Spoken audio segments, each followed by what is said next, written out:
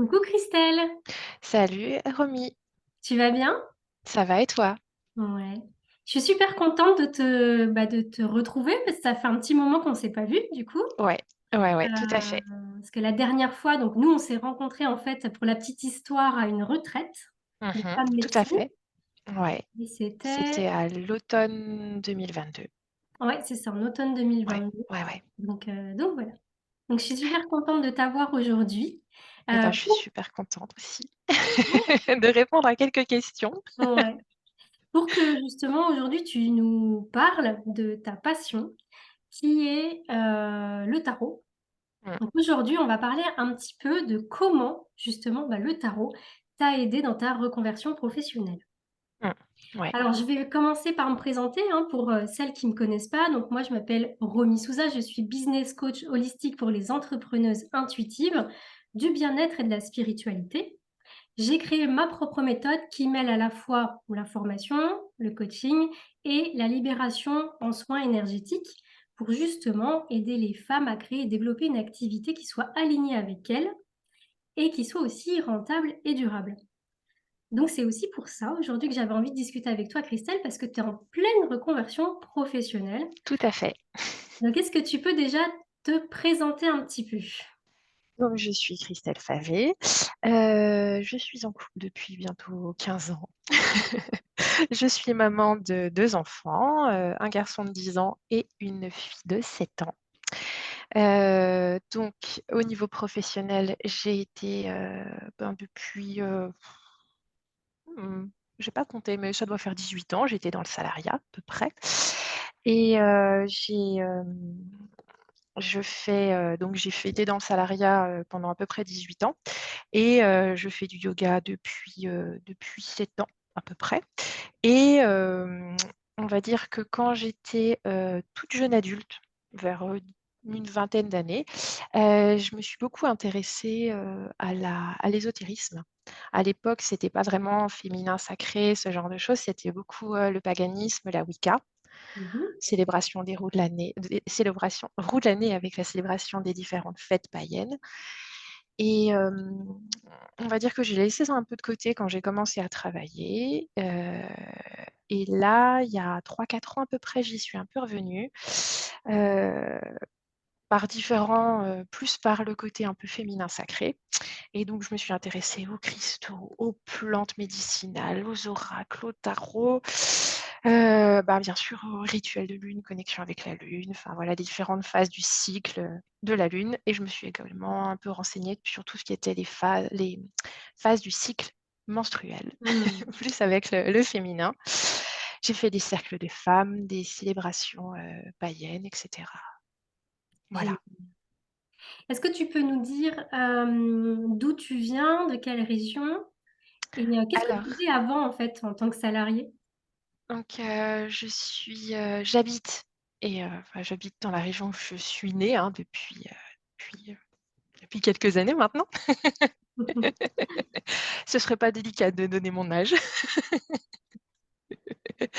Donc j'habite en Franche-Comté, donc entre, Belfort et Montbéliard, à peu près. Donc c'est pas loin, au sud de l'Alsace, pas loin de la Suisse.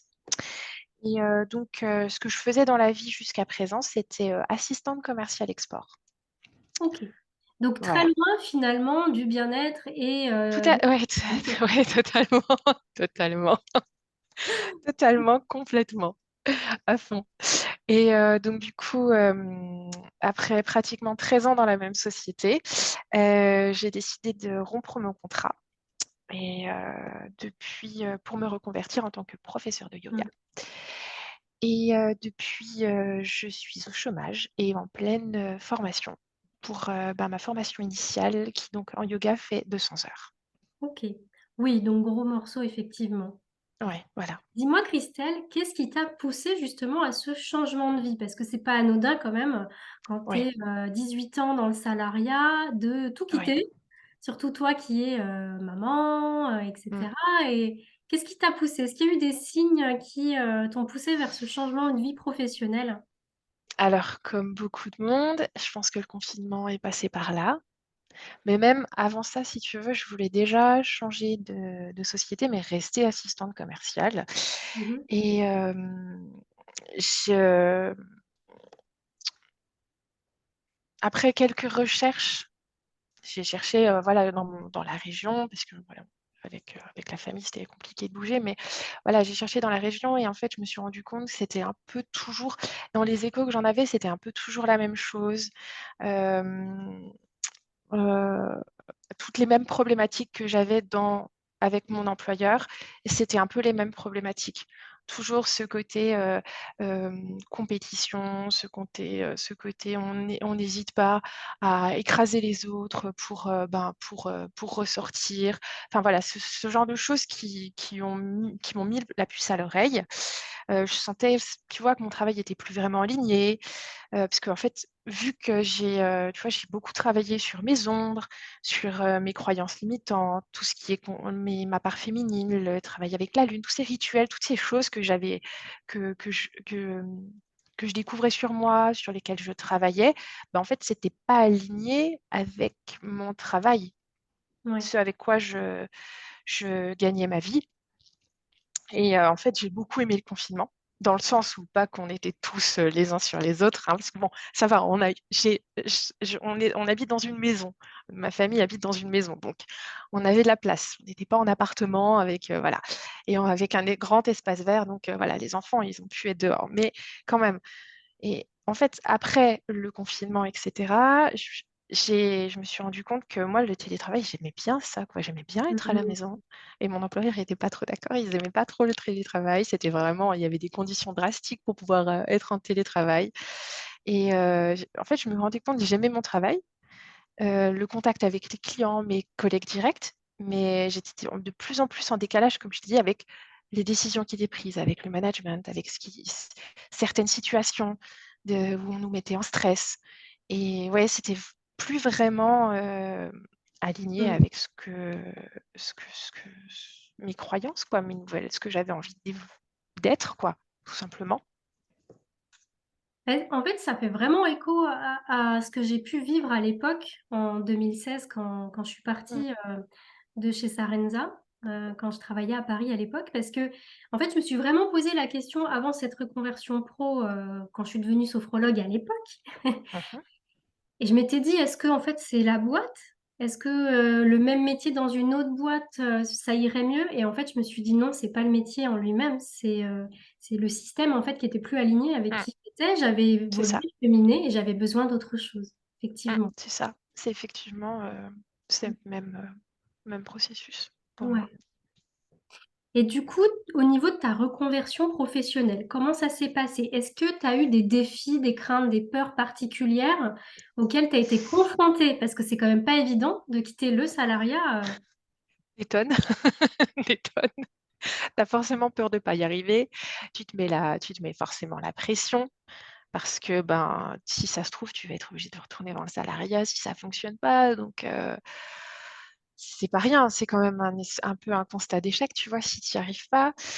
Tu aussi, faut aussi affronter un peu ces croyances limitantes concernant l'argent parce que oui. mine de rien, quand tu es dans le salariat, il y a quand même une espèce de grille tarifaire ou des choses comme ça et quand tu es en auto-entrepreneur, il faut que tu fixes tes propres tarifs et c'est Mmh. pas toujours évident de savoir se vendre, voilà, de dire, «Ben, je vaux tant». Mon temps, 1 heure de mon temps pour faire, que ce soit toi un coaching ou un tirage de tarot, enfin toi je sais aussi que tu fais, des tirages d'oracle ou un tirage Oui. de tarot qui dure 1 heure, 1 heure de yoga qui dure un cours de yoga qui dure 1 heure, combien ça coûte? Savoir le définir et savoir affirmer que, ben, c'est ça Mmh. et c'est juste et même si à côté elle est à 10 € de l'heure, ben, moi c'est 15 € et puis c'est tout. Ouais, parce que Donc ça tout vient ça. faire écho, en fait, à ta valeur personnelle, Ouais, à ta c'est ça, tout à fait. légitimité et toutes ces croyances, en fait, Ouais. qui sont, de véritables blocages, hein, Mmh, pour tout à pour moi, fait. hein, pour les femmes que j'accompagne. Mmh, L'argent, c'est un gros ouais. sujet sur lesquels, Ouais, ouais, là je suis en train d'essayer de déblayer tout ça parce que mmh, c'est un gros, gros sujet. C'est un Ouais. gros sujet. Après, tu as le peur de ne pas être capable d'en vivre, donc du coup, ce serait, voilà, pas y arriver. Tu as le peur du regard de la peur du regard de la famille, du conjoint, de la famille proche, plus éloignée, tu vois, les Mmh. cousins, cousines, les oncles, les tantes, qui Comment voient ça ça s'est plutôt passé? comme un, tu vois, un peu comme un, peut-être pas un passe-temps, mais c'est vrai que prof de yoga, en général, tu as du mal à en vivre. Il faut, Ouais. il y a toujours un petit truc à côté. Il y en a certaines qui sont doula, d'autres qui font des accompagnements, du coaching, des choses comme ça. Donc, du coup, moi, le temps que qu'est-ce que je vais bien pouvoir faire à côté? Enfin, tu vois, il y avait plein de choses en me disant comment je vais y arriver, comment ceci, comment cela. Et comment ça s'est passé au niveau de ton cercle proche? Comment ils ont pris la nouvelle finalement? Est-ce qu'ils t'ont soutenu? Est-ce qu'ils t'ont dit t'es complètement folle? Il y a eu un peu des deux. Il y a Ouais. eu certaines personnes, au début, c'était mais t'es complètement folle. Et puis après, au fur et à mesure, ça a été ouais, peut-être que tu peux le tenter. Tu vois, en mode voilà, ça se tente, c'est une expérience. Mm. Donc voilà, j'espère que l'expérience va être réussie et qu'elle va durer dans le temps, clairement. Après, mes enfants, bah, c'est plutôt cool, hein. Eux, ils sont Ouais. tranquilles, hein, tu vois. Ils voient plus maman, ils passent plus de temps avec moi.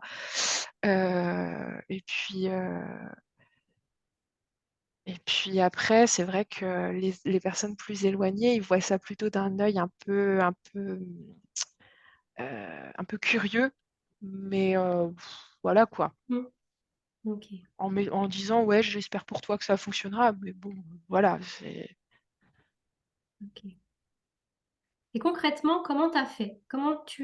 Est-ce que t'es arrivé un beau matin, t'as posé ta dème, t'as dit c'est terminé? Ou est-ce que Non. comment t'as fait concrètement? Alors, c'est passé par. Il y a eu beaucoup d'étapes. Déjà, il a fallu que je trouve ce que je voulais faire. Déjà, parce que, voilà, comme je t'ai dit avant, il y a plein de choses qui. En fait, c'est un peu comme tu vois, si je te sors pas une carte de tarot, ça va pas le faire, mais il y a une carte de tarot, c'est le 7 de coupe.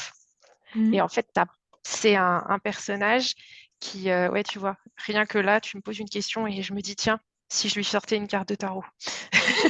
Comme quoi, le tarot, c'est vraiment un système qui est vraiment très important pour moi. En fait, je trouve que quand tu commences à être un peu dans l'ésotérisme, tu as vraiment beaucoup de choses qui peuvent s'offrir à toi. Et ça peut être un petit peu compliqué dans le sens où il y a énormément de choses qui peuvent t'intéresser. Tu as la Mm. lithothérapie, tu as les cristaux, tu as bah moi j'ai beaucoup de plantes autour de moi, ça m'intéresse énormément. Donc là, c'est pas un tarot classique, mais voilà, ça c'est la carte du 7 de coupe. Mm. C'est quel tarot celui-ci? Ça, c'est un tarot tout mignon que mes enfants m'ont fait acheter. C'est le tarot Kawaii. Je ne sais pas si tu vois Ok. bien là. Ouais, ouais, je Tu vois vois. super bien. En fait, tu as un personnage sur cette carte qui a 7 coupes. Et en fait, ça peut vouloir dire, enfin, en tout cas pour moi, parce que le tarot, c'est toujours une histoire d'interprétation, ça peut vouloir dire bah, que tu as plein de choix devant toi. Et c'est cool, parce que du coup, tu as Mm. plein d'options. Mais ça peut aussi vouloir dire il y a plein de choix devant moi, lequel je prends. Et si ça se trouve, il y a des illusions dedans. Tu vois, il y a des trucs, c'est juste pour faire joli et il n'y a rien derrière. Et Ouais. en fait, quand tu découvres le monde de l'ésotérisme, ça me fait vraiment penser à ça, parce qu'il y Mm. a tellement de choses. Tu as le tarot, tu as les runes, t'as, les, t'as, tu as les cristaux, tu as les plantes médicinales, euh, tu as aussi les histoires de lune, enfin les trucs comme ça. Donc c'est vrai que moi, enfin l'histoire de lune, les rituels lunaires ou les phases de la lune, ce genre de choses. Mm. Et c'est vrai que moi, je suis arrivée là-dedans et je me suis dit, ah, mais tout m'intéresse. Et la naturopathie, et l'ayurveda. Je me suis dit, ah, mais tout Mm. m'intéresse. Mais comment je fais pour trouver le truc qui m'intéresse, qui m'est vraiment destiné? Mm. C'était vraiment une galère. Et, euh, et ça, on en reparlera un petit peu plus loin. Mais ch- si tu veux, quand j'ai commencé le tarot, 3 4 ans après, je me suis dit, parce que le tarot, le yoga, quand j'ai commencé le yoga, désolée, On va Quand j'ai reparler comm du tarot, hein. Ouais, après, ouais, mais parce que Ouais. tout est entremêlé. Mais Mm. quand j'ai commencé le yoga, bah, du coup, j'ai beaucoup regardé de contenu en rapport, des vidéos, des, mmh, des programmes également plus structurés que juste une vidéo par-ci par-là. Et bah, je me suis renseignée sur le fait de devenir prof de yoga. Et en fait, c'est quelque chose, bah, comme toutes les formations un peu qualifiantes, c'est très cher. Enfin, je pense que Mm. tu le sais très bien parce que tu as dû te former. Oui. Et c'est des choses qui sont assez onéreuses. Et je me suis dit: Et «Oh, pas prise en charge aussi. Mm. ouais, à très peu pris en charge». Et du coup, à l'époque, ça se faisait pratiquement pas en ligne, quoi. Les formations, de yoga, de profs de yoga en ligne, il y en avait très peu et c'était pas ça, quoi. Donc pour revenir à ta question, parce que là, je me suis un petit peu, perdue. Comment je me suis, concrètement, comment j'ai fait? Heu et ben, en fait, je suis revenue, en moi-même. J'ai arrêté, tu vois, de voir, tous ces trucs-là qui vont un peu partout et tout. Et en fait, je pense que la base, c'est vraiment de revenir en soi et ce qui fait écho pour toi et ce qui est important pour toi. Le tarot m'a un petit peu aidée, on en reparlera un peu plus tard. Et, ouais, courant de l'année 2022, c'est ce qui a fait que j'ai demandé du coup une rupture conventionnelle. Mm. Ce qui a Mm. été plus facile pour moi après par la suite. Et en fait, pour la petite histoire, ils accordaient pas de rupture conventionnelle dans mon travail parce Mm. que c'était une question de direction. Nous en avaient refusé plusieurs. Et la direction a changé, puis il n'y a pas eu forcément plus de rupture conventionnelle que ça. Et j'ai une de mes collègues qui a demandé une rupture conventionnelle en février. Elle a été acceptée. Donc, ben, du coup, moi, j'ai fait ma demande en juin. Ouais, t'as Donc, tenté ta chance et ils ont accepté également. ils ont mis un mois pour accepter. Parce que, bon, ma collègue, clairement, elle avait 2 ans d'ancienneté. Et moi, j'en avais pratiquement 13. Sachant Mm. que, bon, bah, si vous ne le savez pas, la rupture conventionnelle, il y a un montant qui se base sur l'ancienneté. Un montant qui est alloué, qui se base sur l'ancienneté. Donc forcément, je me suis dit, bon, je vais le tenter, mais en me disant peut-être. Mm. Et cette collègue qui avait donc fait sa rupture conventionnelle avant moi, elle s'était fait accompagner par euh, un conseiller en évolution professionnelle. Donc D'accord. ça, après, il faut peut-être se renseigner. Voilà, où vous êtes, voilà, si, pour, ce genre de choses. Parce que ça permet de faire un bilan de compétences, avoir une personne pour te guider, pour te dire, ben, si vous avez besoin de telle ou telle chose, ça permet de faire un peu le vide, de te dire, ben, voilà, si jamais ils vous refusent la rupture conventionnelle, vous avez tel choix, tel choix, tel choix. Vous avez d'autres Mm. options si jamais c'est refusé. Bon, pour moi, ça collait moyennement parce que comme on a dit tout à l'heure, certaines formations de yoga qui sont pas forcément prises en charge, tu vois, Mm. elles correspondent pas au, comment ça s'appelle, le RNCP, le registre national des catégories professionnelles, je crois, ou quelque chose comme ça, il me semble, hein. Et c'est Ouais. vraiment la base pour l'État français et le yoga est pas forcément reconnu. Donc, je pense que Mm. tu as peut-être eu le même. Enfin, quoique la sophrologie, Oui, mais moi, à l'époque, j'ai pas été financée non plus. ouais, Mais bon, ça date de 2016. ouais, J'avais fait ouais, une demande d'OPCO à l'époque, ouais, mais j'étais trop jeune et mm. c'était pas un secteur, comment dire, qui, voilà, il voulait pas payer. Ouais, bah oui, oui, oui, oui, oui, oui. Ouais, enfin, j'ai fait des demandes, ça a pas été Ouais. accepté. Mais bon, c'est Donc, pas grave, entre guillemets, parce que bon, à l'époque, je gagnais plutôt bien ma vie. Donc, j'avais de oui, l'argent tu de pouvais te le côté. permettre. Ouais, j'ai tout auto-financé. Enfin, on pouvait me permettre, j'étais pas non plus, voilà, On va extrêmement dire. riche. Oui, Mais mais on va j'avais dire un que petit peu d'argent de côté. Ça m'a permis de payer toutes mes formations. mhm. Après, j'ai eu plus rien du tout.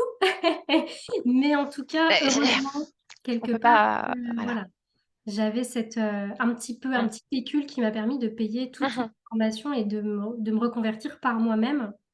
Mais Mhm. c'est vrai qu'en 2016, les reconversions dans ce milieu-là, c'était pas pris en charge. La Non. sophrologie, c'était encore considéré comme un truc perché, alors que Ouais. maintenant, c'est quand même très, très bien rentré dans les mœurs. Je crois que maintenant, la sophrologie, c'est dans le registre national, hein. C'est en Ouais. RNCP, hein. Mais à Ouais, l'époque, il y ouais. avait rien, quoi. C'était très, très compliqué. On va revenir un petit peu au tarot, Christelle. Du Mhm. coup, comment et quand est-ce que tu as découvert le tarot?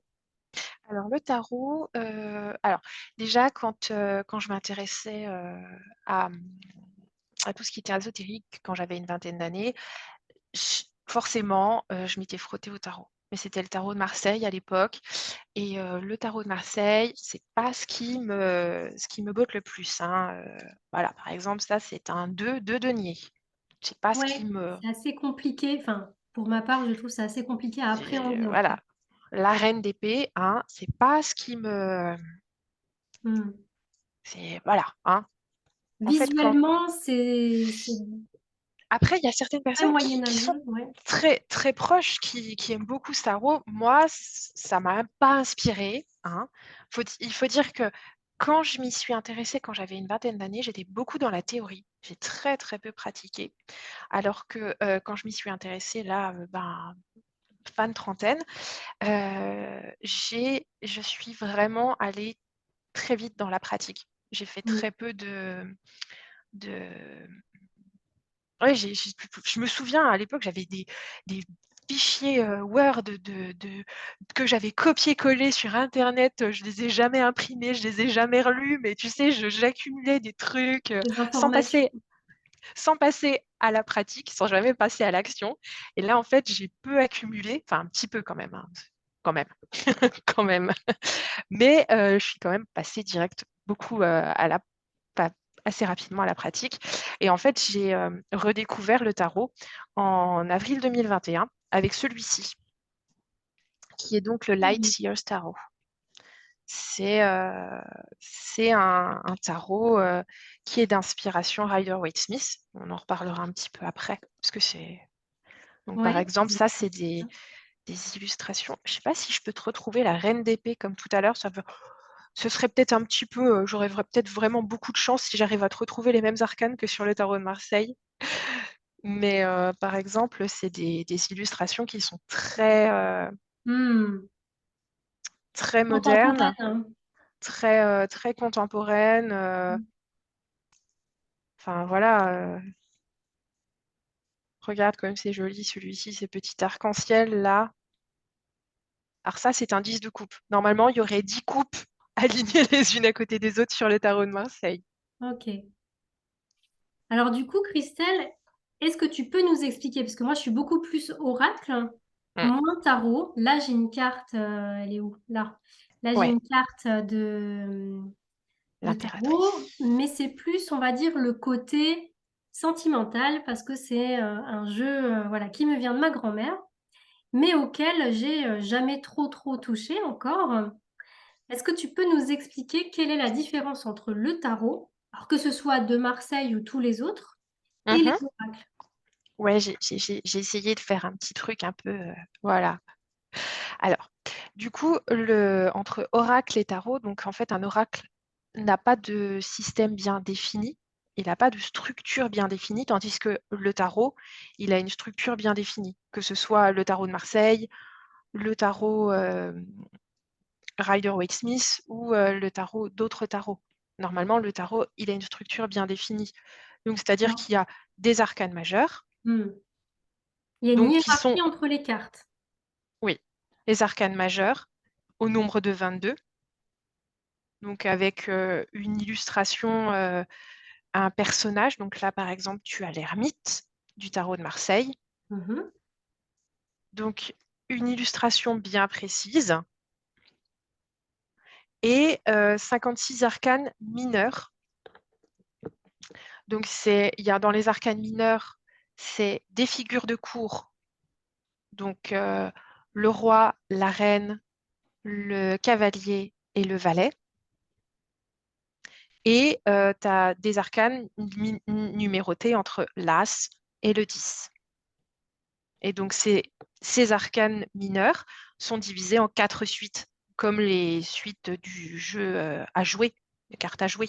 Hmm. Et donc, chaque suite, donc, il y a les coupes, il y a les deniers, il y a les épées, Et il y a, mince, non, les deniers, c'est les pentacles. Bah forcément, on est en direct, là, tu vois, j'en zappe Ouais. un. Sinon, il n'y a aucun intérêt. Les bâtons. Euh, les bâtons, ouais, merci. Ah, Et donc, en fait, chaque suite correspond à un élément. On peut faire correspondre chaque suite à un élément, à un- une thématique de la vie, à une énergie un peu de la vie. Et donc, du coup, tout ça, ça fait 78 cartes. Mais ok. après, il y a certains auteurs qui décident, ben, par exemple, moi je sais que Ciro Marchetti, après, j'ai pas son tarot, dans un de ses tarots, il a ajouté, ben, pour chaque suite, il a ajouté avec les figures de cour, il a ajouté le palais de chaque figure de cour. Ok. Donc, par exemple, le roi, la reine, le valet et le cavalier, il a montré où ils habitaient. Et donc, du coup, ça donne une ambiance. Voilà, c'est juste, voilà, il y en a certains qui s'amusent avec ça. Il y en a aussi qui rajoutent, par exemple, le cavalier et la cavalière. Hmm. Donc, voilà, il y en a qui twistent un peu, qui jouent un peu avec les classiques. Ok. Et comme on a dit, il y a alors trois grands types. C'est un peu, il y en a sûrement d'autres, mais les plus connus, donc c'est le tarot de Marseille, donc Mhm. avec ses illustrations très médiévales, où tu as vraiment des couleurs, ben, du blanc, du jaune, du rouge et du bleu principalement. Voilà, tu as assez peu d'autres couleurs.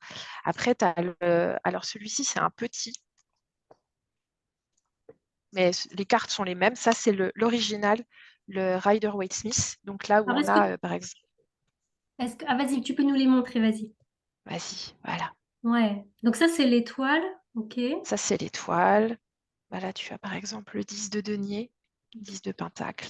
Et quelle est la différence du coup entre celui de Marseille et celui-ci que tu viens de Le nous... Rider-Waite-Smith. Ouais. Alors, le tarot de Marseille, alors c'est un des plus anciens. Il y en a certains qui disent qu'il aurait été inventé uniquement pour la divination.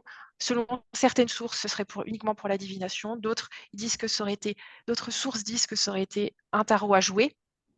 Et que après, au moment où, tu sais, il y a eu cette grande mode dans l'histoire où il y a eu, où c'était à l'occultisme, un Hmm. peu mondain, ce genre de choses. euh, Ils ont pris un tarot, ils ont décidé d'y adjoindre des définitions. Alors après, je pense qu'on ne saura vraiment jamais l'origine du tarot de Marseille. Certains pensent que le tarot de Marseille, c'est le seul et l'unique qui permette de,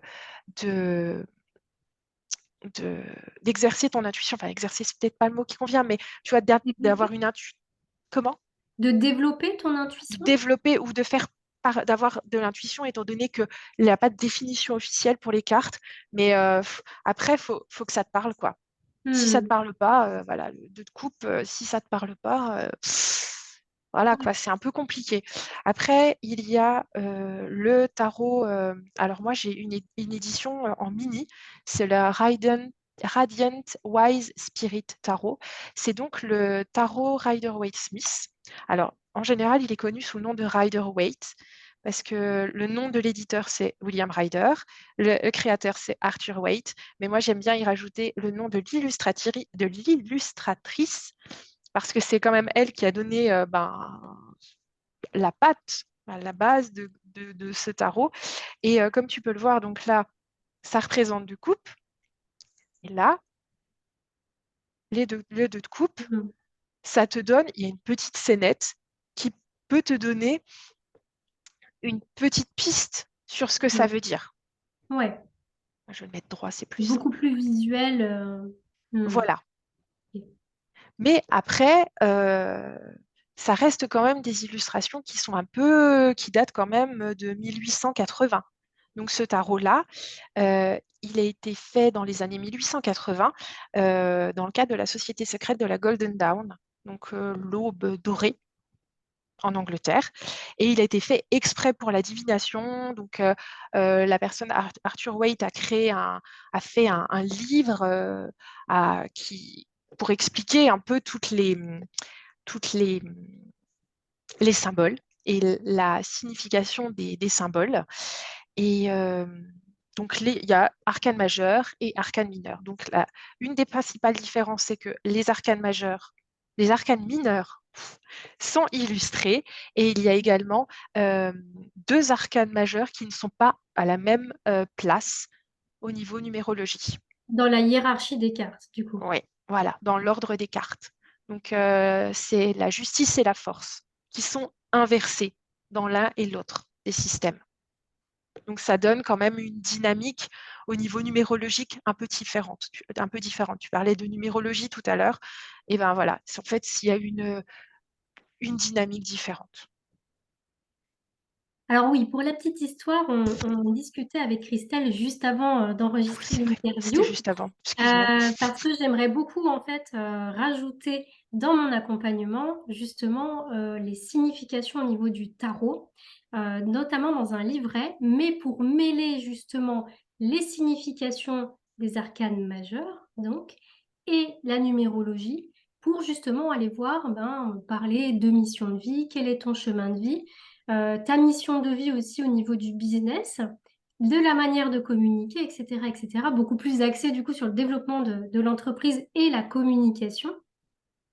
Donc oui, on Mhm. parlait de ça juste avant d'enregistrer. Ah oui, mais moi j'ai confondu les deux, excuse-moi. Pas de souci, c'est pas un secret. Euh, Donc du coup, et en fait, le tarot Rider-Waite-Smith, il est un petit peu plus accessible parce que mineurs sont illustrés et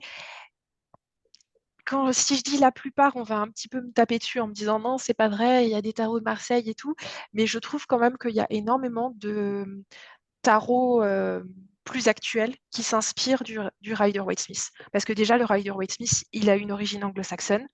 Et donc, s'il y a un tarot anglo-saxon, il y a de grandes chances qu'il s'inspire du tarot Rider-Waite-Smith. hmm, Un tarot français, il peut un peu des deux. Moi, je sais que il y a aussi des tarots qui sont mixtes en fait. Parce que où on reprend les noms des arcanes du tarot de Marseille, mais les mineurs sont illustrés. Donc, tu vois, ça fait un peu hmm, un tarot un peu j'arrive pas à trouver le mot. qui mixe Mélangé, un petit quoi. peu tout. Mixte, voilà. Ouais, ok. Et je vais Bon, juste on va dire dire un qu'il y a quand mot. même des puristes qui sont pro tarot de Voilà. Marseille. Ouais. Et voilà, il y en a d'autres qui préfèrent utiliser des tarots plus actuels et plus illustrés qui peuvent Oui. peut-être être plus accessibles pour des Mm. personnes qui Oui. débutent. Oui, oui. Et je vais juste faire une toute petite parenthèse concernant le tarot de Thoth, qui a été créé par Aleister Crowley, donc qui faisait également partie de la Golden Dawn, de l'Aube dorée, la société secrète. Et il a également fait un tarot. Et donc, alors, vu que j'ai montré le 2 de coupe, tu vois, là, le 2 de coupe, donc voilà le 2 de coupe Hmm, du tarot de Thoth. ok. Donc, dans ce tarot-là, il y a énormément de références à la Kabbale, l'astrologie, la numérologie. Là, par exemple, ah mince, pas sur ces cartes-là, mais sur les cartes majeures, sur les arcanes majeures, il y a également une petite lettre, je ne sais pas si on la voit là, mais une lettre hébraïque. Enfin voilà, Oui, il y a énormément de symbolique sur le tarot de Thoth. C'est un petit peu plus, voilà, ok. j'en parle vite fait, mais juste pour dire que quoi, parce que c'est un petit peu compliqué. Alors, pour les personnes justement qui débutent, qui ne connaissent pas forcément trop le tarot, euh, est-ce que tu peux nous expliquer quelle est la différence, parce que tu en parlais tout à l'heure de la Mm. divination, quelle est la différence entre voyance, prédiction, divination, guidance, voilà, pour qu'on s'y retrouve un petit peu avec les jeux. Alors, mmh, pour ma part, je trouve que, la voyance, ça fait un peu vieillot. La voyance et la prédiction, ça fait un peu vieillot, tu vois? Style, vous allez, tel arcane, tu vois? Il y a un homme dessus, donc c'est, tu vas rencontrer un homme, blond avec les cheveux bleus, les yeux bleus Pourquoi pas? les yeux bleus, enfin voilà, ça fait vraiment très, un peu vieille voyance, et c'est vrai que on n'utilise plus vraiment dans le terme. C'est vrai que dans les sphères du tarot, je, dans lesquels j'évolue, on va dire, les personnes que je suis, on parle plus vraiment de voyance, de, de prédiction, mais plus de divination. Parce que la Mhm. divination, je trouve que il y a plus l'idée d'interprétation. Tandis que la voyance, c'est vraiment une vision Mhm. et c'est comme ça que ça va se passer. La prédiction, ça me donne vraiment l'impression que c'est quelque chose t'es sûr et puis c'est comme ça, puis c'est tout. Alors que la divination, tu as plus une idée d'interprétation, ça correspond plus à ma vision également du tarot. Donc, tu veux dire, Christelle, que finalement, le côté, on va dire, voyance par rapport à ce côté divination, c'est-à-dire que dans la divination, finalement, tu aurais ce libre arbitre ou tu aurais quelque chose, voilà, qui sort, une opportunité qui sort dans le jeu, un message, et libre à toi, en fait, de l'interpréter, d'y aller, de pas y aller. Alors que Mm. finalement, le côté voyance, selon toi, c'est quelque chose euh, que tu ne peux pas changer, c'est dans ta ligne de temps. Ça fait Et un peu fataliste. ouais, ok. Ouais, en Donc, tout cas, c'est ma vision des c'est choses. ta Moi, vision des choses. je vois plutôt le tarot comme un outil qui te donne pas une ligne, mais qui te dit, ça peut se passer comme ça. Ça Hmm. peut être une des options, tu vois, ça peut se passer comme ça peut être un chemin, mais c'est pas forcément le chemin. Ok, donc après, c'est à toi, avec ton libre arbitre, de choisir Tout à d'aller fait. sur ce chemin ou d'en choisir un autre finalement. Ouais. Et c'est vrai que dans le milieu du tarot, enfin, je fais un petit aparté, qui j'espère sera petit. Des fois, c'est pas évident parce que je pars. Tant pis. En fait, il y a la question qui est posée est super importante. Parce que si tu dis, vais-je rencontrer l'homme de ma vie dans les 3 prochains mois, ben, on va dire oui, non, Peut-être. et t'es là, puis t'attends. Tu vois, en fait, ça Hmm. te laisse vraiment dans une position où tu es inactif. Tu vois, tu es vraiment passive comme ça, et t'attends. T'attends que l'homme vienne bien, veuille bien venir, etc. Tandis que si tu... C'est quelque chose qu'on fait, qui est beaucoup abordé dans les formations, la question qui est posée. Parce que si tu poses la question comment puis-je rencontrer quelqu'un, tu vois, dans les comment, ça va te donner, ben, par exemple, ben, il faut que tu ailles, tu vois, si tu tires cette carte-là, par exemple, ben, peut-être qu'il faudra que tu sortes entre amis, tu sais que tu te socialises, c'est peut-être pas le mot qui convient, mais tu vois, Que tu sortes de d'accord, chez toi, que tu te que mettes tu en accordes action. une grande importance à ta vie sociale, tu vois. Si tu tires, par exemple, cette carte qui est la force, peut-être que ça va vouloir dire qu'il faut que tu fasses appel à ta force intérieure, que tu travailles peut-être sur toi, tu vois, quelque chose comme ça. Si tu as, par exemple, l'autre, le pendu, c'est peut-être plus qu'il faut voir les choses sous un autre angle. Le Hmm. pendu, tu vois, c'est vraiment se retourner et voir la situation sous un autre angle. Donc, tu vois, c'est vraiment, je trouve que ça te redonne le pouvoir. En tout Hmm. cas, c'est ma façon de voir les choses. Je ne vais pas te faire toutes les cartes de Star Wars là, parce que je Non, mais pourrais t'en... c'est hyper intéressant ce que tu dis parce que il y a des personnes qui sont un petit peu addictes justement aux voyantes, qui vont Oui, régulièrement voir c'est des aussi... personnes pour se faire hmm, tirer les cartes, mais un petit peu dans l'objectif de qu'est-ce qu'il va m'arriver. Comme tu disais, dans une posture un petit peu passive, j'attends. voilà, qu'est-ce qui va arriver dans ma vie? Mais finalement, toi, tu es en train de nous dire que là, on est plus dans cette situation d'empouvoirment, à se Hmm, dire, il y tout a à telle fait. ou telle énergie en ce moment. Est-ce que Hmm, je vais prendre voilà, j'ai mon libre arbitre. Est-ce que je décide d'y aller? Est-ce que je décide de ne pas y aller? Et finalement, bah, peut-être que dans 6 mois, tu auras effectivement rencontré quelqu'un ou pas, parce que tu seras resté sur ton canapé. C'est un petit peu ça ce que tu nous dis. voilà, c'est ça. Ok. Parce que quel que soit le résultat d'un tirage de tarot, si tu restes sur ton canapé, il y a peu de chances que tu rencontres quelqu'un. À moins que ce soit le livreur Amazon. Voilà, c'est ça. C'est ça. Ouais, C'est vrai que c'est il ça. y a, il y a pas mal de... C'est quelque chose aussi qu'on voit un peu sur les réseaux sociaux, cette addiction. Il y a certaines personnes qui... Enfin, après, moi, je ne propose pas de tirage. Peut-être pas encore. Peut-être que ça viendra. Je ne sais pas. Mais en tout cas, il faut que je trouve la bonne... Enfin, bref, c'est pas le sujet. Il y a certaines personnes qui partagent parfois en disant, ben écoute, là, j'ai une personne qui m'a consultée, qui m'a demandé de faire un tirage, mais elle me dit, je sais c'est quoi la réponse, mais je veux que tu confirmes ça. Ça veut dire que la personne, elle, elle accumule les tirages pour confirmer quelque chose qu'elle sait déjà. Mais c'est quelque chose, par exemple, dans lequel quelque chose d'enfermant, tu vois. Par exemple, oui, je suis amoureuse de telle personne et il est marié. Je sais on a un avenir et je cherche je l'ai vu, tu vois, où j'ai l'intuition et je cherche une personne qui va me faire un tirage pour me dire que j'ai raison. Mm. Il y a certaines personnes aussi qui sont aussi dans cette addiction par rapport au tirage de tarot et qui s'enferment vraiment dans une vraiment, ils veulent avoir un tirage. Et si la personne ne va pas dans leur sens, bah du coup, non, il est nul, Oui, voilà, c'est ça. c'est ça. Ok, je Après, vois tout à fait. Mm. après, on est d'accord, certaines personnes, sans dire elle est nulle, elles ne peuvent pas te parler. Oui, c'est C'est, important aussi d'avoir ce feeling et de choisir ouais, la bonne c'est personne. ça, Oui, c'est c'est sûr. ça, c'est totalement ça.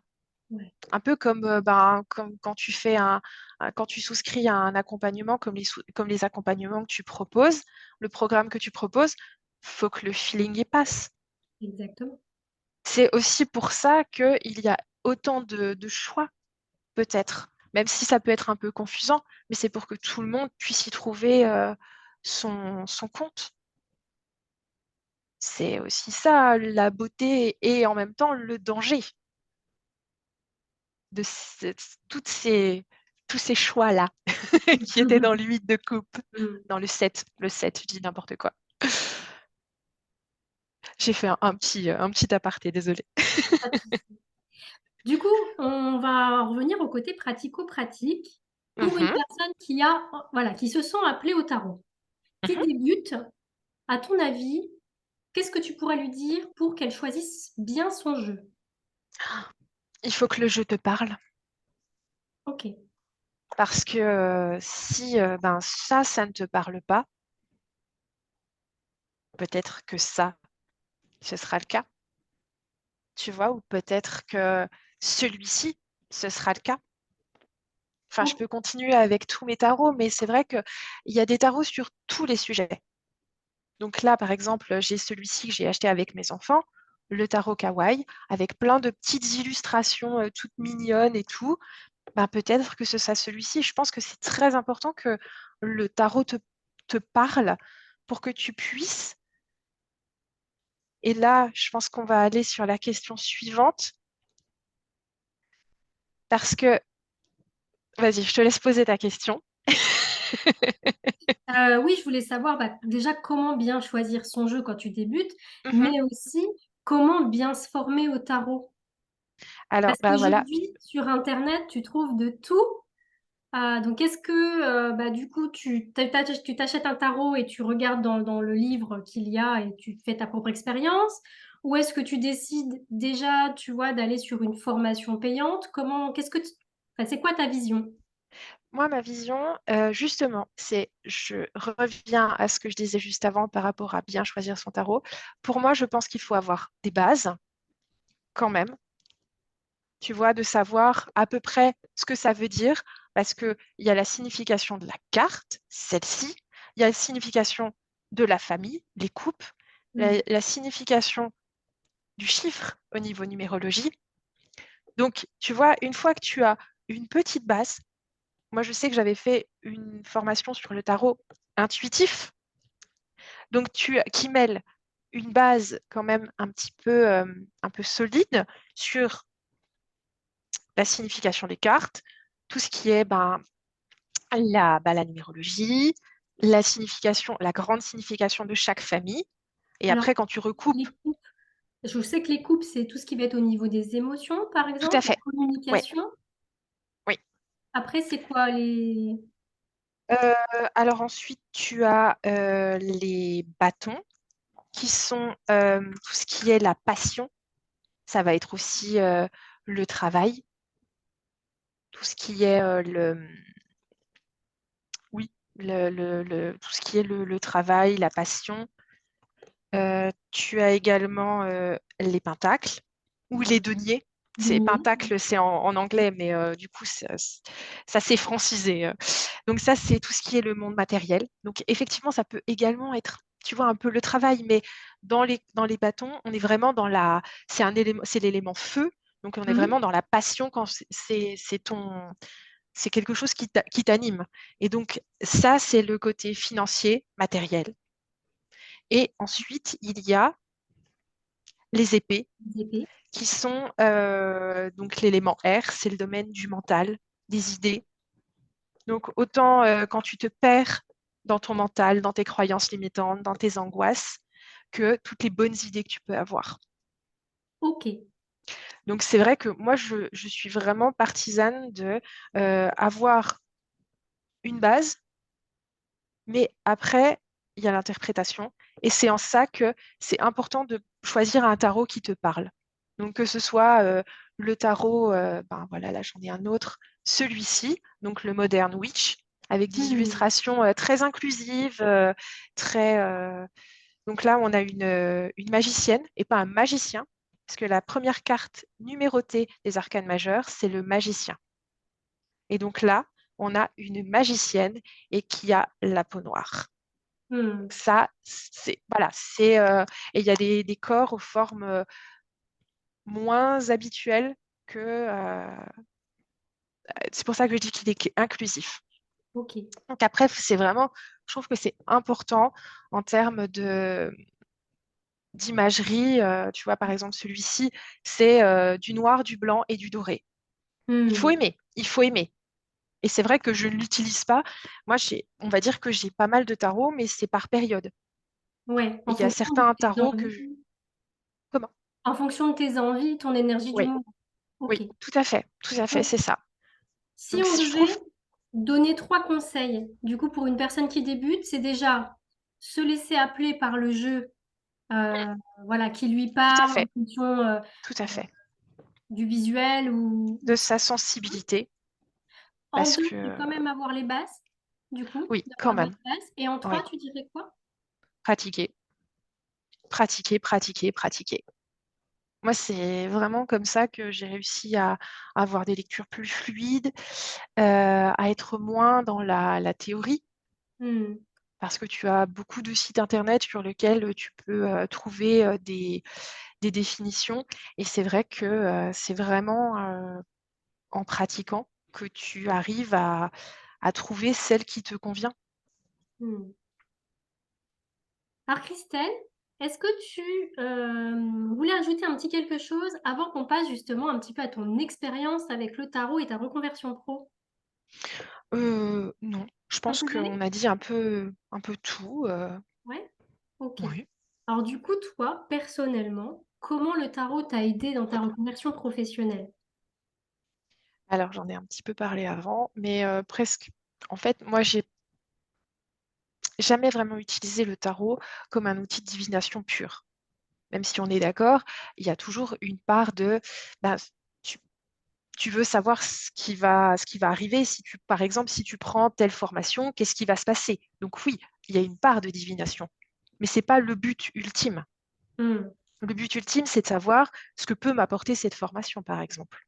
Tu vois, c'est quelque chose, c'est un tirage que je fais régulièrement. Et en fait, le tarot est devenu un peu comme un conseiller personnel, dans le sens où le tarot, il fait, étant donné que c'est juste un morceau de carton, hein, on est d'accord. C'est pas lui qui va décider de ma vie, c'est moi qui décide si je si je demande une rupture conventionnelle. Mais on va dire que ce morceau de carton m'a permis de me dire, OK, donc c'est pas une mauvaise idée. J'ai l'intention de faire quelque chose, mais il me dit, OK. En fait, si tu veux, il me permet de faire ressortir ce qui est en moi Hmm. et que mes doutes ou mes peurs me disent non, il va pas. Tu sais, Ouais, ouais, c'est ça. le fameux cerveau, je crois que c'est le cerveau reptilien, tu sais, qui te laisse dans ta zone de confort. Ego, ouais, ego, ouais. Mais effectivement, il y a ce côté, en fait, quand tu es dans une situation où tu sens que tu es plus aligné, tu sens que tu as cet élan, que tu as envie de faire une reconversion professionnelle, de changer de métier, peut-être d'aller vers un métier du bien-être ou de la spiritualité qui est plus aligné avec toi, mais tu es quand même, voilà, tu as un ego, tu es humaine, c'est normal, et tu Mm, te dis, ok, j'ai envie, mais j'ai peur.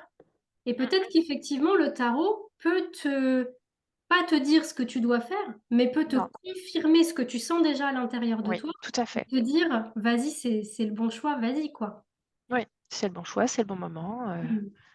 Il te dit, tu vas peut-être un petit peu en baver, ça va pas toujours être évident, mais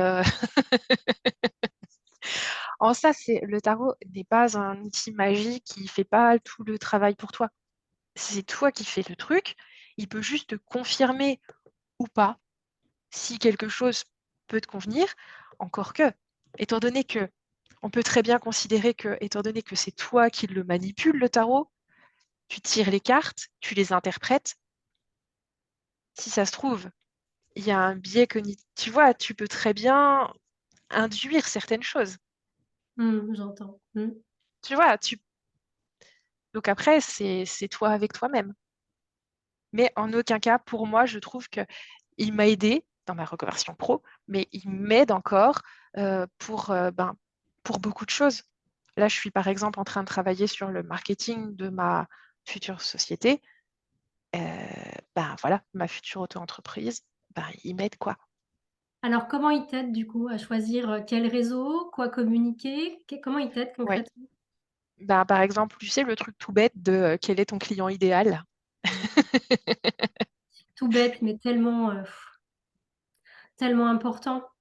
Voilà. D'ailleurs, Et ça me fait penser, je mettrai dans les commentaires de la vidéo parce que j'ai un petit e-book cahier d'exercices qui permet justement de travailler sur le client idéal. Je le mettrai dans les commentaires, ça peut aider. eh bien, moi, je me suis dit, pourquoi je ne prendrais pas le tarot pour répondre à cette question? Pourquoi je ne Mm. ferais pas un petit tirage? Pas forcément, tu vois, un grand tirage, mais en fait, je tire 3 cartes. Et quel est ton client idéal? Mm. Je tire 3 cartes et je vois ce qui sort. Et ça Voilà. te dit quand même, ça te précise quand même une typologie de client? Oui, oui. Ça m'a conforté dans ce que je pensais. Oui. Mm. Super. Donc, tu vois, le tarot m'a aidé dans ma reconversion pro, mais il m'aide encore. Au quotidien? Ouais, au Mm. quotidien. Bon, après, forcément, là, je suis à fond dans ma formation de yoga, donc c'est beaucoup moins, forcément, forcément. Mais quand même, il n'empêche que, voilà, Ok. Et au quotidien aussi, dans ta vie de femme, j'imagine, de ta vie de mère, un petit peu moins, un petit peu moins. un petit peu moins? Oui, oui, après, savoir si ce qu'on va manger ce soir, par exemple, non, je ne demande pas forcément de tarot. Mais mes enfants, étant donné que, je ne sais pas si je l'ai là, non. Mes enfants, étant donné qu'ils me voient tirer les cartes, quand on a acheté ce tarot-là, on l'a acheté ensemble. Ma fille, des fois, ce qu'elle fait, c'est qu'elle prend donc ce tarot-là, elle prend les cartes et elle écrit 4 de bâton sur une feuille. Et après, elle tire une autre carte et elle écrit le fou, par exemple. C'est trop chou. J'ai un Elle a quel cahier âge ta là. fille? Elle a 7 ans. C'est mignon. Ouais. Donc elle regarde pas, tu vois, les trucs, elle prend juste, voilà, elle tire les cartes, elle prend, puis elle réécrit ce qu'elle voit. Voilà, je Mm. trouvais ça choupinou. Parce qu'elle voit maman le faire, donc Mm.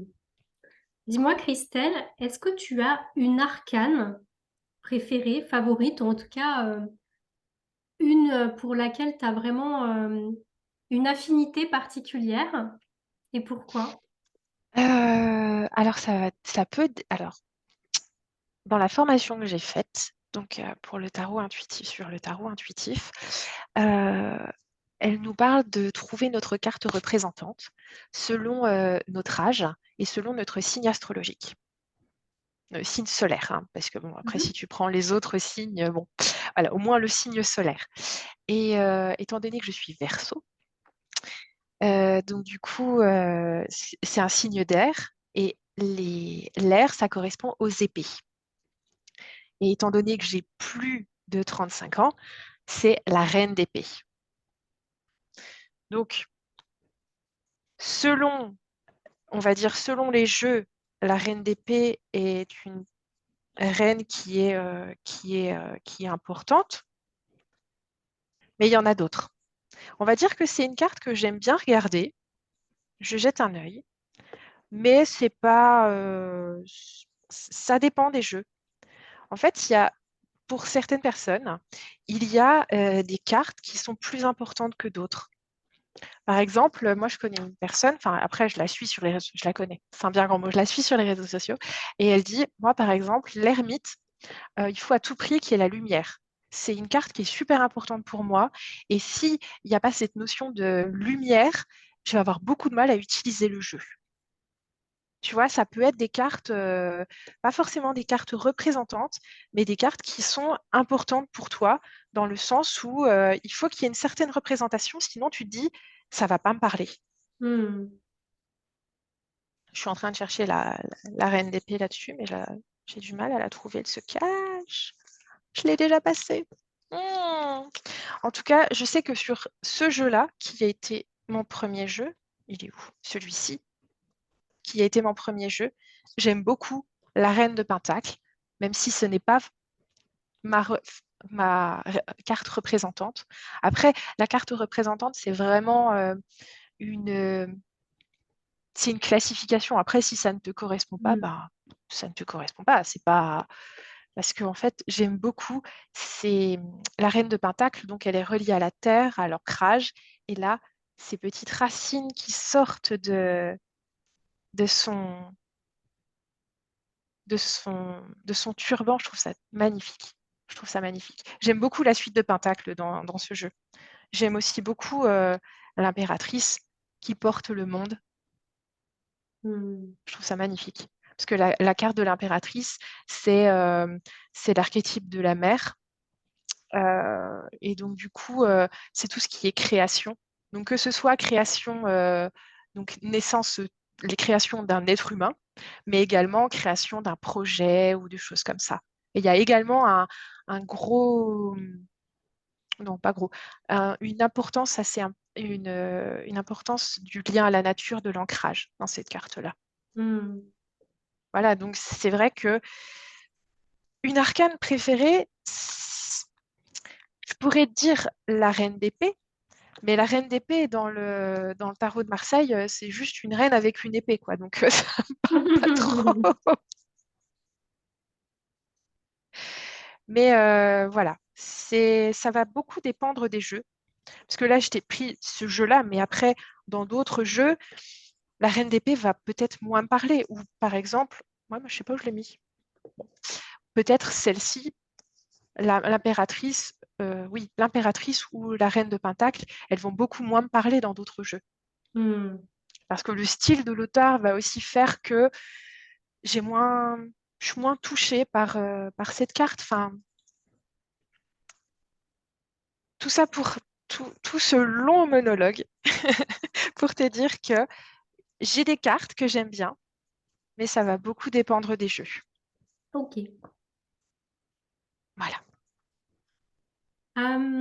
J'aimerais que tu nous parles un petit peu, Christelle, de comment le tarot, alors quel que soit le tarot, peu importe, Mhm. comment il peut nous aider finalement à mieux nous connaître. Tu vois, à partir un petit peu à la recherche de cette introspection, de savoir vraiment qui l'on est. Est-ce que tu peux Je, nous... ah, je vais rester sur la même ligne directrice. Ça se fait, on va dire, non, ça se fait, non. Le tarot s'utilise en parallèle d'autres choses. Enfin, en tout cas, pour moi. Donc voilà, moi je l'ai utilisé, on va dire, avec du journaling, avec l'étude de mon thème astral, Ouais, du journaling, tu sais, pour comprendre ses réactions instinctives, les émotions. Donc, c'est vraiment quelque chose qui va faire ressortir quelque chose qui est en toi. Tu Hmm. vois, le tarot va être le miroir de quelque chose que tu as du mal à trouver. Par exemple, je sais que j'ai travaillé sur certaines croyances limitantes. C'est le tarot qui les a fait ressortir, mais après, j'ai travaillé pour savoir d'où ça venait, pourquoi c'était là, à quoi ça pouvait bien servir, cette croyance je sais pas, je ne suis pas intéressante, ou voilà, d'où ça peut venir. Mais c'est le tarot qui l'a fait un peu ressortir via un ou plusieurs, parce que des fois, tu fais un tirage et en fait, tu es là, mais qu'est-ce qu'il me dit? Mais ça veut rien dire. Et là, je me suis dit, ben, c'est peut-être pas le moment. Hmm. Parce que tu vois, on n'est peut-être pas toujours. Je pense qu'il y a des moments pour tout. Enfin, en tout cas, c'est mon humble opinion. Tu vois que parfois, ben, si c'est pas le moment, c'est pas le moment. Donc, si tu es pas dans une bonne énergie pour tirer les cartes, Je trouve. c'est que c'est pas le moment. Comme Je aussi, trouve. parfois, tu vois, je fais le parallèle, par exemple, avec les annales akashiques. Si Mhm. c'est pas le bon moment, si t'es pas dans une bonne énergie, si tu te sens un petit peu dans des peurs, etc., bah, c'est pas le bon moment pour aller Ouais, voir les annales akashiques, quoi. ouais. C'est pareil, il y a beaucoup de choses qui s'appellent, je pense que tu connais le shadow work, le travail de l'ombre. Mm. Et il y a énormément de programmes, de choses comme ça, de tirages. Enfin voilà, en tout cas dans le milieu du tarot, c'est quelque chose moi que j'ai découvert grâce au tarot. Avant, je ne savais pas que ça existait. Et il y a beaucoup de choses il y a beaucoup de contenu à ce sujet sur le travail de l'ombre. Et c'est vrai il y a peu de personnes qui te disent, attention, le travail de l'ombre, ça peut remuer des choses qui sont très, très profondes, très profondément ancrées, surtout si vous débutez. Et ils disent, il faut vraiment y aller avec parcimonie. Mm. Pas faire tout un truc, tout un grand tirage, voilà, ou faire tout un journaling là-dessus.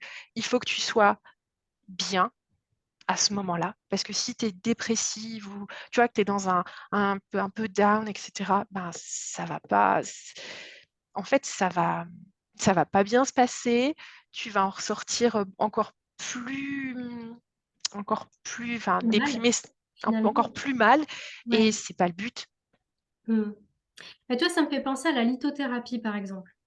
Souvent, on dit oui, il faut porter telle ou telle pierre. Et je Mm, pense, parce que j'en ai discuté avec une cliente hier, on parlait de l'obsidienne œil céleste pour la mhm, protection. C'est une pierre qui est très forte, mais mm, c'est une pierre qui normalement ne doit pas être portée de longues heures d'affilée et qui peut venir faire, justement, elle est là pour faire remonter des choses en soi mhm, qui peuvent être très confrontantes, des mm. parts d'ombre Tout à de. fait. Et je pense qu'effectivement, c'est très bien, tu vois, que la spiritualité, l'ésotérisme, etc., prennent de l'ampleur et se vulgarisent. Pour Mhm, moi, je suis 100% OK avec ça. Il faut dépoussiérer un petit peu tout ça et on est là pour ça aussi. En mm. revanche, effectivement, je te rejoins sur le fait qu'il y a très peu de personnes qui mettent un petit peu des warnings Ouais. parce que, bah, je suis désolée, mais cette pierre-là, si tu es déjà un petit peu dans le creux de la vague, si tu es dans un moment, comme tu disais, tu es un petit peu déprimé, etc., bah, c'est pas le bon moment pour aller porter cette pierre qui va faire remonter encore plus de vases, tu vois, à la surface. Mm. Ouais. Ouais, ouais. Et je pense que c'est pareil avec le tarot, c'est pareil Tout avec à les fait. techniques même Le journaling ou d'autres choses, peu importe. l'hypnose ou enfin voilà, Ouais. il y a des choses, il y a Ouais. un temps pour tout, Mm, effectivement. mm. Mm. Ouais, vraiment prendre soin de soi en premier, c'est le plus important, quoi. Et c'est ce que toi tu fais aussi, parce qu'il me semble que dans ta présentation, il faut que ce soit écologique pour nous. Donc, dans le même, notre business soit écologique pour la personne qui le tient, qui l'a créé et qui le fait vivre. Mais ça vaut aussi pour quand on travaille sur nous, il faut que ce soit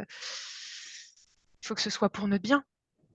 exactement. C'est pas fait pour plus nous enfoncer encore. Non, tout à fait. Ouais. On va revenir un petit peu à notre tarot. Oui.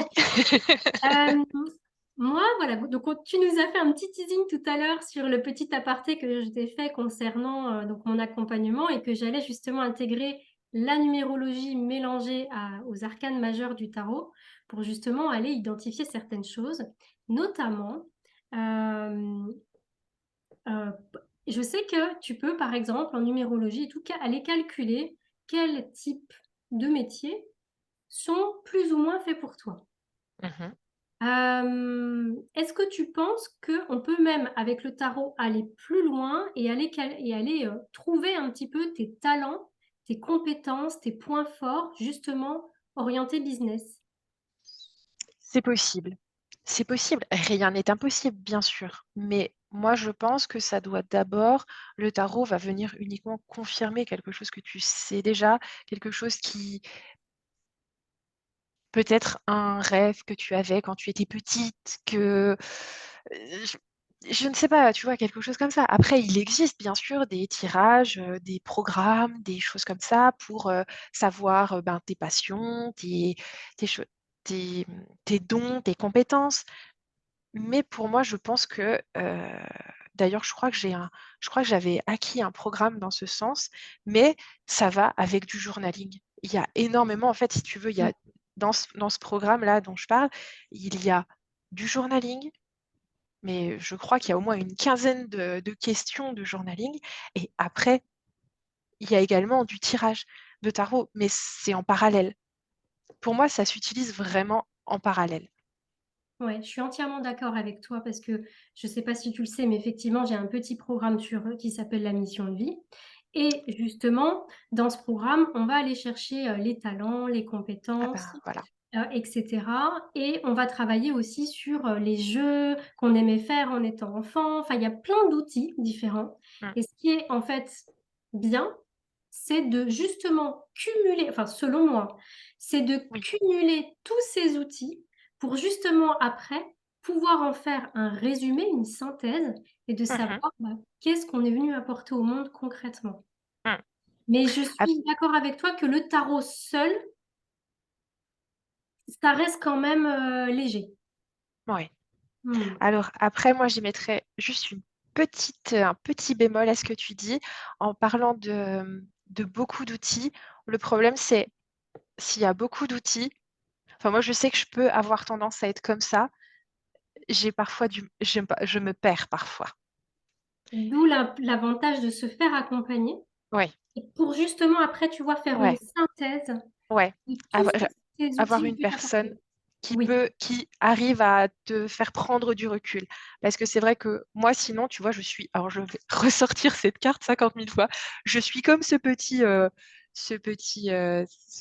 pieuvre ou cette chose comme ça, tu vois, j'ai plein de choses dans les mains, j'ai utilisé plein d'outils. Je Mmh. suis là: «Mais comment je fais? Comment je fais? J'en ai trop». Mais en fait, ça, si tu veux, c'est typiquement, en fait, ce que j'ai remarqué avec certaines de mes clientes, c'est le syndrome de l'objet brillant, en fait. Il y a Ouais, tellement de formations, de mmh, techniques ouais, intéressantes. c'est ça. En fait, et même après, que ce soit sur les réseaux sociaux ou les techniques de vente, en fait, c'est le syndrome de l'objet brillant et tu as envie, de goûter à tout et tu Mmh. dis: «Mais ça a l'air super et ça aussi» et finalement tu t'y perds. Mmh. Ouais, bah, c'est ce que j'ai connu quand j'ai commencé à regarder un peu, enfin, à m'intéresser un peu à l'ésotérisme. Il y avait tellement de choses qui m'intéressaient que j'ai failli me perdre. Du coup, Christelle, finalement, il y a pas vraiment de questions type à poser à son tarot quand on est en reconversion professionnelle? Non, je pense pas. Je pense que te donner un tirage, bien précis, ce serait un peu réducteur.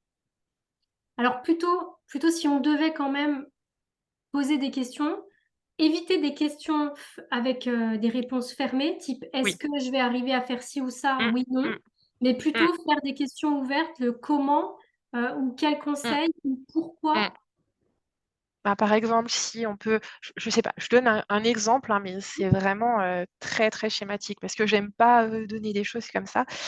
Euh, Si on hésite entre deux choses, on peut très bien faire deux tirages. Un tirage que pourrait m'apporter ce métier, que pourrait m'apporter ce métier. Tu vois, quelque chose comme ça et voir un peu les cartes qui sortent. Mais c'est vrai que ne pas s'enfermer dans des oui, non, parce que pour moi, déjà pour moi, le tarot ne permet pas de répondre à des oui, non. Il y a certains oracles, par exemple le normand, le petit le normand, qui est beaucoup plus incisif, beaucoup plus précis, pourrait à la rigueur. Encore faut-il pouvoir savoir bien le maîtriser. On est d'accord. Mais voilà, pour moi, le tarot, déjà, il a du mal à répondre à des oui, non. Et en plus, je pense que ce serait s'enfermer. Ok. Euh, Et justement, au niveau des limites, est-ce qu'il y a des limites? Parce que tout à l'heure, on parlait un petit peu justement de tout ce qu'on voit, on parlait de l'obsidienne, on parlait effectivement que parfois, il n'y Mm, avait pas forcément les warnings qui étaient mis. mm. Euh, Est-ce qu'il y a des limites, des précautions à prendre quand on utilise un outil comme le tarot, par exemple, dans son processus de reconversion professionnelle? Alors, moi, je ne te répondrai pas forcément dans le processus de reconversion professionnelle, mais de manière générale, déjà, il faut bien poser les bonnes questions. Mhm. Pas de questions fermées, pas de questions où c'est des questions comment, enfin, les questions Question dont ouverte. on a parlé Mhm. juste avant, prendre du recul sur les réponses. Moi, je sais que c'est quelque chose que je fais énormément. Je fais un tirage, j'écris ce qui m'inspire, enfin ce que les cartes m'inspirent, et je laisse décanter. Enfin, c'est quelque chose qui est très important pour moi, puisque je fais ça pour tout, tirage de tarot ou pas, ou quand je réfléchis à quelque chose, j'y réfléchis, je laisse un petit peu décanter, et après, je vois si ça résonne encore un peu. Alors, des fois, c'est une semaine. Bon, clairement, un tirage de tarot, s'il est pendant 6 mois sur ton bureau, bon, voilà, il n'y a plus vraiment de... Mais voilà, sur le principe, moi, j'aime bien laisser décanter parce que souvent, euh, quand je prends du recul, j'ai d'autres choses qui me viennent à l'esprit. Parce que quand tu es sur quelque chose, quand tu te concentres sur quelque chose, que tu es focus sur ça, tu as du mal à prendre du recul. Donc, je pense que c'est important. Et des fois, ça m'arrive d'aller faire une petite promenade dehors, et puis il y a les idées qui viennent. Tu Mhm. vois, tu réfléchis au truc en regardant les petits oiseaux, en regardant les arbres, et tu dis, ah, mais c'est ça qu'il faut que je mette. Mhm. Alors, si je peux me permettre, je vais faire une petite parenthèse par rapport à ça. Parce que moi, j'adore le human design et j'en utilise aussi dans mon accompagnement. J'en parle pas forcément quand je parle de l'accompagnement, mais j'aime bien Mhm, l'intégrer mhm, pour justement le niveau d'énergie et aussi dans la prise de décision, ce que je trouve important. Et en fait, en fonction de si tu as une autorité qui va être sacrale, justement, tu vas savoir tout de suite si ça vibre pour toi ou non. Et si tu as une autorité émotionnelle, il va justement falloir laisser le temps de la vague émotionnelle, laisser passer la vague émotionnelle pour savoir si ça vibre encore avec nous ou pas. Et je me permets de faire cette petite parenthèse avec Bon, toi parce que je ne connais pas ton human design, mais donc, c'est je pense que, voilà, certainement avoir une autorité émotionnelle. je pense. Donc c'est vraiment apprendre en fonction de qui tu es vraiment, hein, de la Oui, personne qui écoute. Il faut vraiment voilà, apprendre à te connaître et chacun a sa manière de fonctionner. oui, tout à fait. Ouais. Hmm. Que tu le détermines avec du human design, l'astrologie ou la numérologie, ou peu importe. Ou juste une très bonne connaissance de soi et Voilà, peu importe. comment tu fonctionnes. Mm. Et après, on peut, après, on peut très bien, étant donné qu'on interprète nous-mêmes les tirages, on peut très bien biaiser un peu, Hmm. Un peu mais comme le pendule finalement. inconsciemment, tout à fait, un peu comme le pendule, ouais. Hmm. Mais inconsciemment, mais voilà. Et après, pourquoi? Après, on peut toujours demander un tirage à une personne de confiance. Alors moi, là, si moi, je pouvais me permettre, tu m'autorises à donner un conseil, Christelle? Vas-y, bah vas-y, vas-y, vas-y. Alors que ce soit pour les oracles, le tarot, le pendule, etc., effectivement, généralement, quand on fait appel à ces outils, ils sont que des outils et une béquille supplémentaire. Généralement, les personnes qui font appel à ces outils sont dans une posture de questionnement, elles savent pas trop où elles en sont, etc. Donc, elles sont peut-être pas très, très, très bien alignées. Parce que quand tout va bien, généralement, on n'a pas besoin de poser la question au tarot ou au pendule, etc. Mais c'est important de bien s'ancrer, de bien respirer, de faire de la place, de faire de la vacuité pour accueillir le message qui arrive Mm, sans pour autant venir euh, l'interpréter ou influencer l'interprétation du message. mm. Je pense que c'est important à préciser effectivement Mais ces c'est points-là. c'est très dur de faire Mm. preuve Ça, c'est pour de... soi-même. Mm. Ouais, c'est très, très dur. C'est pas évident. Mais c'est vrai que c'est important, voilà, bien s'ancrer et laisser en fait vraiment accueillir ce qui vient. Peut-être comme toi, noter et revenir dessus plus tard, Mm, mais essayer de ne pas influencer d'accord. ce qui est dit, quoi. Quand on parle d'ancrage, hein, pour moi, c'est le lien à la terre qui revient. Donc, aller faire un tour dehors, faire un tour dans le jardin. Mais en ce moment, il fait une chaleur pas possible, donc C'est t'as vrai. pas envie. La Ou quinzaine. alors à la lampe frontale la nuit. Ah bah tu vas attirer tous les moustiques. À la lumière de la lune. Hmm.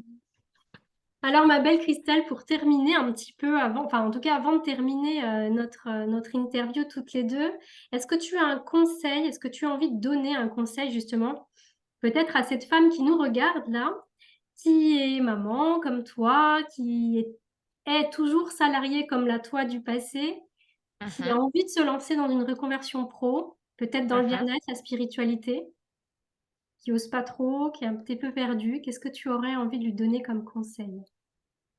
Moi, je pense que dans un premier temps, il faudrait se faire accompagner.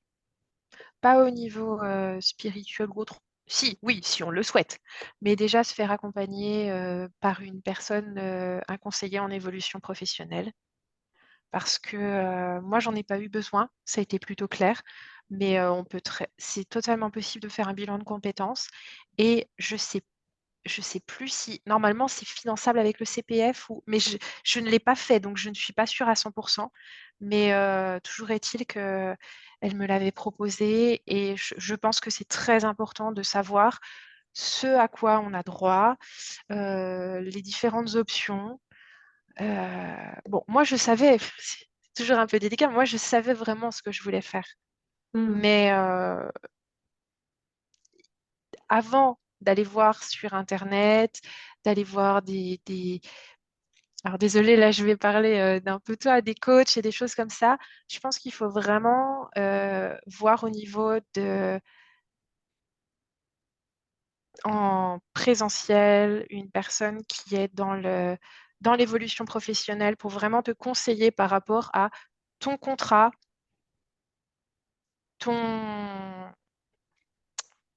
ta situation bien précise. Voilà, je pense que c'est vraiment important. Après, un coach pour le côté spirituel, le bien-être, etc., je pense que c'est quelque chose, mais vraiment, la reconversion professionnelle, c'est quelque chose qui s'ancre d'abord dans la matière.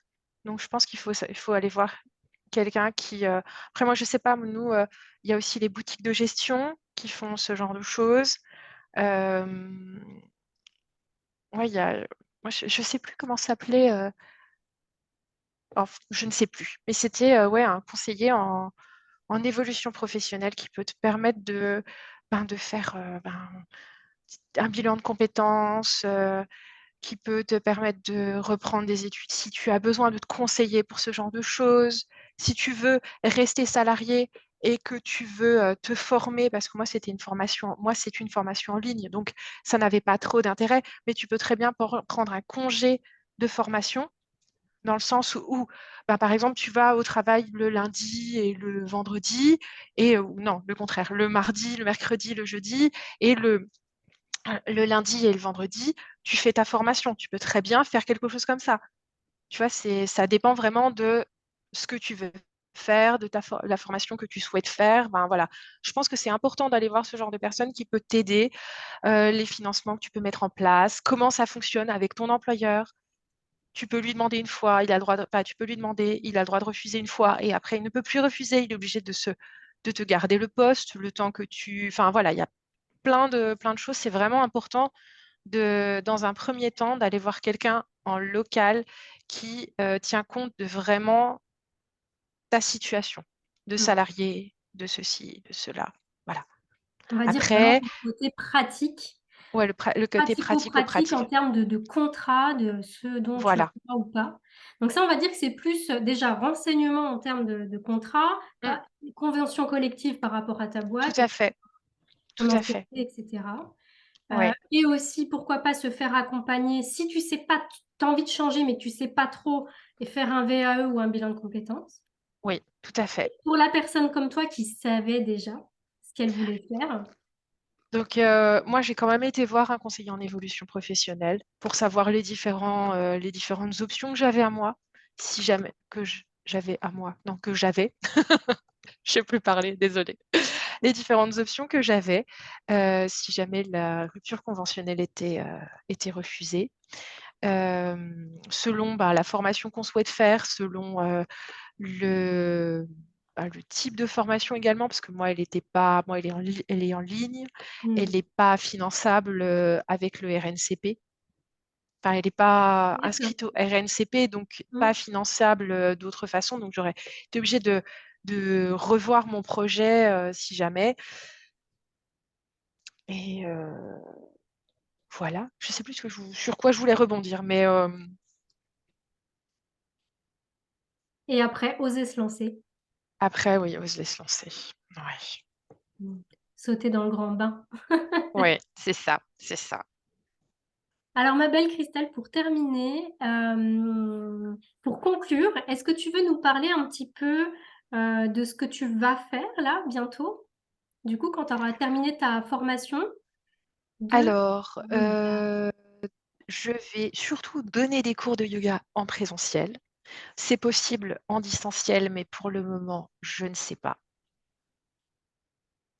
Surtout en présentiel. Je suis d'ailleurs en train de rechercher des salles. Les salles, ben, vu que j'habite dans un village, les salles communales autour de chez moi, voir si je peux les louer pour un ou deux créneaux dans la Hmm. semaine. Et après, alors, j'ai peut-être, je vais peut-être, en fait, j'ai des idées qui me viennent, mais bah, comme on l'a dit, moi, je suis peut-être plus émotionnelle. Moi, j'ai besoin que les choses se décomptent. J'écris des choses et je verrai bien si j'y reviens, si ça se concrétise ou Hmm. pas. Mais oui, j'ai des idées je trouve que le yoga et le tarot, ce sont des choses qui peuvent s'associer, mais il faut que ce soit fait d'une certaine façon. Hmm. Intéressant. Voilà. C'est pas comme ça de but en blanc, mais Hmm. Ok. Ben, je te remercie d'avoir partagé tout ça avec nous. merci de m'avoir proposé cette interview. Ah, avec plaisir. Est-ce que ça te ferait plaisir de tirer une carte de tarot pour conclure notre discussion?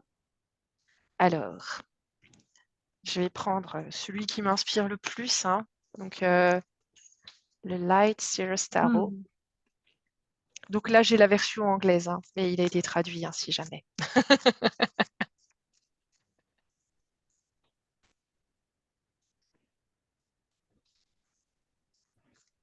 Et là, Alors, ça peut mettre du temps, hein.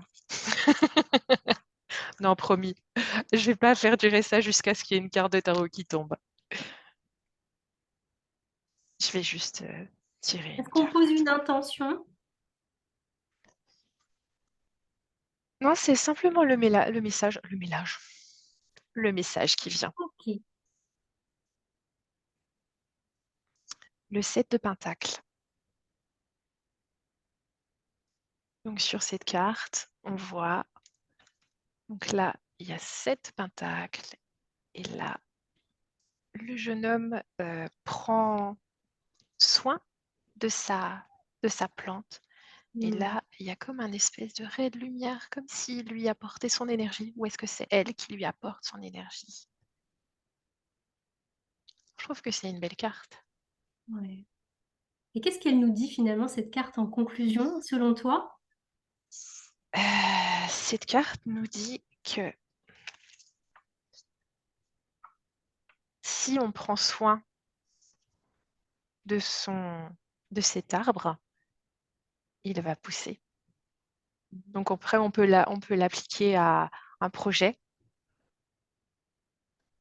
On peut l'appliquer également à soi-même, si on prend soin de soi, de soi.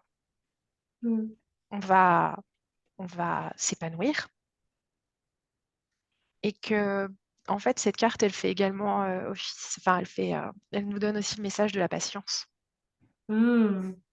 Parce que ben, les pentacles, là, ils n'ont pas poussé comme ça. Il a fallu en prendre soin. Il a fallu les arroser et ben, leur donner peut-être de l'engrais, enlever les mauvaises herbes, mais pas trop.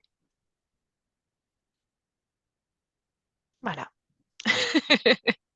C'est une jolie carte en plus parce que c'est vraiment une carte concernant les pentacles, c'est une carte de, pour le côté financier, matériel. Donc, ouais, non, c'est intéressant comme de tirer cette carte-là, vu que tu es beaucoup orienté business, tu vois. Ouais, moi je trouve que cette carte, elle fait écho et elle termine très bien cette interview parce que justement le côté de prendre soin de son business, prendre soin de ses idées pour pouvoir les faire fleurir, Mm. c'est important. Et puis Et peut-être prendre que... soin de son business, c'est prendre soin de soi aussi. Exactement, je suis entièrement d'accord avec toi. Bon, ma belle Christelle, merci beaucoup d'avoir accepté cette Merci. interview avec moi. Je suis super contente. C'était Merci très à toi. enrichissant. On a appris plein de choses sur le tarot. Euh, J'espère. et Si on vous voulez, là, convaincu. c'est je la cherchais, désolée, hein. Ça, c'est la carte du classique Rider-Waite-Smith. Donc là, l'éclairage est un peu différent, mais tu vois, il le regarde pousser. Il regarde Ouais. son. Donc si on met les deux cartes, hop, voilà. Bon, il y en a Mm. une qui est plus grande que l'autre, mais bon, ça n'a pas d'importance. Mm. Excuse-moi, je t'ai coupé. Ouais, il n'y a pas de problème, c'est super, merci. Merci beaucoup. Je suis super contente que tu aies accepté donc de faire cette interview avec moi. On a appris plein de choses et je t'en remercie. Ouais, mais je t'en Je prie. vais mettre tous tes liens dans la Oui, description. Comme ça, ben, on va te suivre de près et dès que tu seras lancé, on pourra faire oui, affaire. j'ai pas encore créé mon site internet, mais ça ne saurait tarder. Hmm. C'est un projet. Mais je peux pas, c'est compliqué, hein. Faut que je. Oui, bien sûr. Eh oui, tu sais quoi, tu connais ça. Tu peux pas tout faire en même temps. Exactement. C'est important d'être focus sur une chose à la fois si on veut Ouais, avancer dans le bon sens. pour éviter de trop s'éparpiller. Bah, je te remercie beaucoup, ma belle Christelle. Merci, Je te dis à très bientôt merci. À et bientôt. merci à vous d'avoir Salut. regardé la vidéo. Bye bye. Merci, au revoir.